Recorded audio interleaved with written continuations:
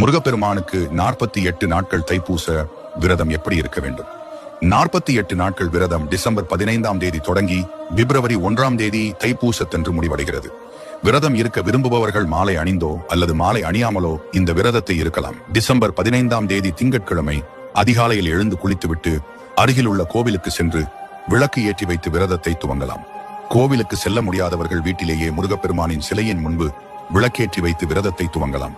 தினமும் காலையிலும் மாலையிலும் கந்த சஷ்டி கவசம் பாடி விரதம் இருக்க வேண்டும். செவ்வாய்க்கிழமை சஷ்டி கிருத்திகை போன்ற நாட்களில் 3 முறை கந்த சஷ்டி கவசம் பாடி விரதம் இருக்க வேண்டும். இந்த விரதத்திற்கு உணவு நீர் போன்ற ஆகாரங்கள் உட்கொள்ளாமல் விரதம் இருக்க வேண்டிய அவசியமில்லை. மாறாக ஒருவேளை சைவ உணவை மட்டுமே உட்கொண்டு விரதம் இருக்கலாம். தைப்பூசத்திற்கு முன்னாடி நாள் இரவு வீட்டில் விளக்கேற்றி வைத்து முருகப்பெருமானுக்கு ஏதேனும் நெய்வேத்தியம் படைத்து அந்த பிரசாதத்தை உண்டு விரதத்தை முடித்துக் கொள்ளலாம். மேலும் தைப்பூசத்தன்று முருகப்பெருமானின் அபிஷேகத்திற்கு பால் வாங்கி கொடுப்பது மிகவும் சிறந்தது.